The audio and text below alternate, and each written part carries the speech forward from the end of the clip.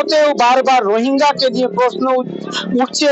ভারতের কেন্দ্রের শাসক দল অভিযোগ করছে যে বাংলায় রোহিঙ্গাকে আমদানি করে বাংলাদেশ বানানোর চেষ্টা করা হচ্ছে। রোহিঙ্গাদের নিয়ে আমাদের এখানে রাজনীতি না করাই ভালো। মানে ওরা আসছে, ঠিক আছে, আমরা আমাদের মতন কাজ করি, উন্নয়নের কাজ করি, হ্যাঁ, আমাদের দেশের মানুষের কি করে উন্নতি হয়, কি করে ভালো থাকতে পারে, এইটা নিয়ে করাই হাত থেকে ভালো। মানে এই যে বিতর্ক চলছে, এই বিতর্ক তো কিছু থাকবেই, আর এর থেকে বেরিয়ে আসাই দরকার আছে। রোহিঙ্গার ব্যাপারটা আমি অত ডিটেলসে বলতে পারবো না, তবে ওরা যেটুকু জানি এরা অনুপ্রবেশকারী। তবে সবাইকে যদি আমাদের দেশে ঢোকানো হয় তাহলে আমাদের জায়গা কোথায় থাকে? দেখুন, আজকে দেখা যাচ্ছে মুখ্যমন্ত্রী ওপেন স্টেজে দাঁড়িয়ে ঘোষণা করছেন যে বাংলাদেশ থেকে এখানে যারা আসবে তাদের স্থায়িত্ব দেয়া হবে। এটা মনে হচ্ছে ভুল হচ্ছে, কারণ আজকে যে রোহিঙ্গা গুলো বাংলাদেশে মানুষের উপর অত্যাচারিত করেছে তাদেরই উনি এই ভারতবর্ষে জায়গা দিয়ে সেই উত্তেজনা সৃষ্টির একটা চিন্তা ভাবনা করছেন, এবং দ্বিতীয় হচ্ছে উনি ভোটের রাজনীতি করছেন। রোহিঙ্গারা বিতর্কিত করা হয়েছে, কতটা বিতর্কিত আছে আমরা জানালি, বাট যতটা না আছে তার থেকে বেশি এটাকে করা হয়েছে, সেটা আপনি বলতে পারেন মিডিয়া হাইপ বলুন বা যে কোনো কারণে হোক, বা সরকারি হাইপ বলুন।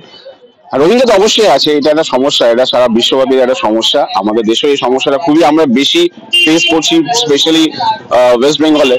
কারণ ওয়েস্ট বেঙ্গলে এটা বেশি প্রকোপ দেখা যাচ্ছে কম্পেয়ার টু ওয়েস্ট বেঙ্গল বা আসাম বলুন, এখানে বেশি এটার প্রবলেম দেখা দিয়েছে। তার জন্য তো আমরা এফেক্টেড হচ্ছি, যারা এখানকার আদিবাসী যারা, তারা তো এফেক্টেড হচ্ছি। প্রথম কথা হচ্ছে বিতর্কিত, আমরা একটা কথিত শব্দ আছে কাটা তার পেরোনো। রোহিঙ্গা শব্দের অর্থ হচ্ছে প্রবাসী, আমরা যাকে বিদেশিনী বলি, এবং এরা মায়ানমার থেকে জলপথে ভারতে প্রবেশ করছে, এবং সেটা বন্ধ করার জন্য, সেটা সীমাবদ্ধতা রাখার জন্য আমাদের সরকারও নানা রকম ইনিশিয়েটিভ নিয়েছে। কিন্তু দেখুন, রোহিঙ্গাদেরও কিছু কিছু দাবি, কিছু কিছু লিগামেন্ট, কিছু কিছু স্টেটমেন্ট আছে। সেই স্টেটমেন্টগুলো যদি আমরা সরকারের সামনে তুলে ধরতে পারি, তাহলে হয়তো সেই রোহিঙ্গারা আজকে আমাদের দিকে রোহিঙ্গা থাকবে না, তারা হয়তো আমাদের স্থায়ী বসবাসকারী হয়ে যাবে।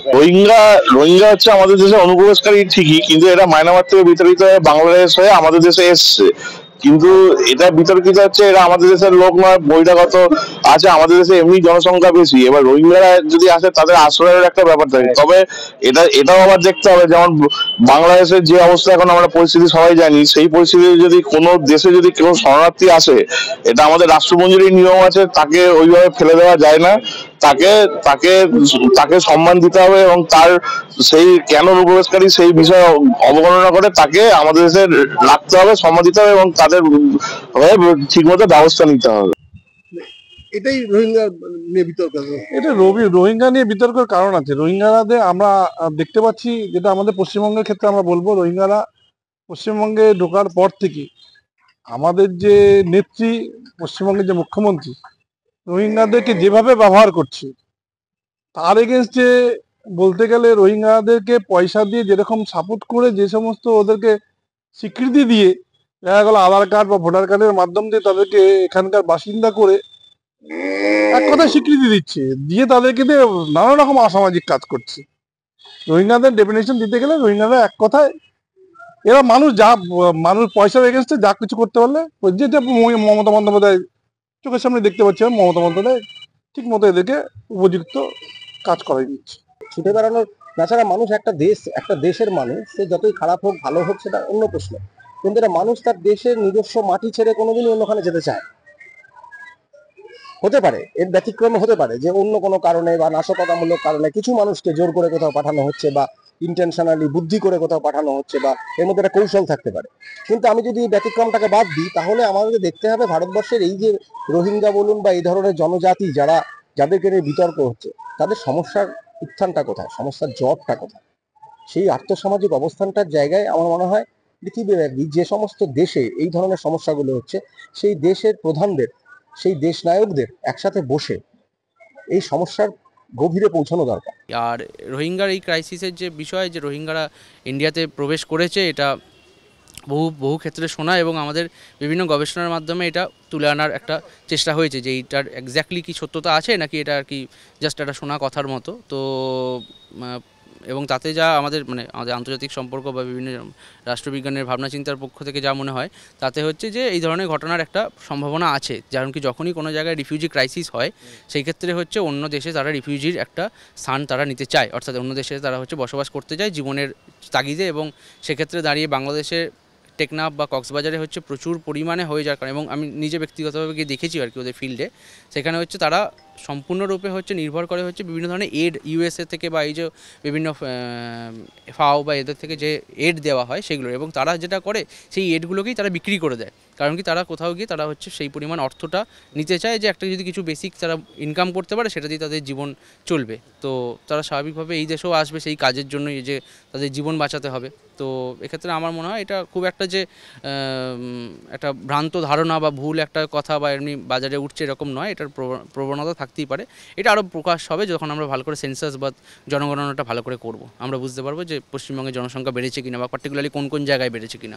কিন্তু এরকম কোনো আমি ফিল করতে পারছি আমাদের আশেপাশে আমি তাকেই দেখতে পাচ্ছি কোনো রোহিঙ্গা রয়েছে, এবং যেটা আমরা দাবি করছি তাদের মানবাধিকারের জন্য তাদেরকে ন্যূনতম ফেসিলিটিসগুলি ভারত রাষ্ট্রের দেওয়ার কর্তব্য, অ্যাজ এ হিউম্যান বিইং হিসাবে, একটা মানুষ হিসাবে তাদের স্বাস্থ্য শিক্ষার যে কর্তব্যটুকু সেটি একটি রাষ্ট্রের পালন করা উচিত। কিন্তু সেখানে যেহেতু তাদের ধর্মটাই শুধু আলাদা, সেই জন্য তাদের ডিসক্রিমিনেশন করা হচ্ছে, তাদেরকে বিভিন্নভাবে লাঞ্ছিত করা হচ্ছে, এবং তাদের যে আমি যেটা বললাম মানবাধিকারের যে প্রশ্নটি সেটি আলবাদ ভুলে যাওয়া হচ্ছে রাষ্ট্রের তরফ থেকে, ভারত রাষ্ট্রের তরফ থেকে, শুধুমাত্র ধার্মিক পরিচয়ের কারণে। দেখুন, ওরকমভাবে তো নির্দিষ্ট ইনফরমেশান আমার কাছে নেই। বাজারে খবরের কাগজে আছে যে এরা ঢুকলে ওরাও ঢুকছে, বিভিন্ন জায়গায় রোহিঙ্গারা ছড়িয়ে পড়ছে, তাদের নিজের দেশে থাকতে পারছে না, ওখান থেকে আক্রান্ত হচ্ছে, ওখান থেকে তারা পুশব্যাক হচ্ছে বলে এখানে চলে আসছে, এসব আছে। এটা তো দেখুন, এটা প্রথমত অনুপ্রবেশের সমস্যাটা সামগ্রিক সমস্যা, এইটা শুধু ভারতবর্ষ বলে না, সব জায়গাতেই বাড়ছে, এবং এটা বাড়বে। যত এই উত্তেজনা বাড়বে, বিভিন্ন দেশের সমস্যা বাড়বে, পারস্পরিক সম্পর্কগুলো খারাপ হবে, তত এটা বাড়বে। ফলে এটা শুধু এটা বলে পাবে না। তবে আমাদের দেশের বর্তমান সরকার যে একটা নির্দিষ্ট ধর্মের মানুষের প্রতি বিদ্বেষ পোষণ করে, বা যে রাজনৈতিক দল তারা সরকারে আছে তারা যে একটা নির্দিষ্ট ধর্মের মানুষের প্রতি বিদ্বেষ পোষণ করে, এটা তো জলের মতো পরিষ্কার, এটা তো সবাই জানে। এটার মতো কোনো দ্বিচারিতা নেই, এর মধ্যে তো কোনো সন্দেহ নেই। এটা সবাই তাদের কার্যক্রমের মধ্যে দিয়ে বুঝতেই পারে যে একটা নির্দিষ্ট ধর্মের মানুষকে বিচ্ছিন্ন করা বা তাদের প্রতি একটা বিদ্বেষ পোষণ করা মনোভাব, একটা ঘৃণার মনোভাব, এটা তো আছেই।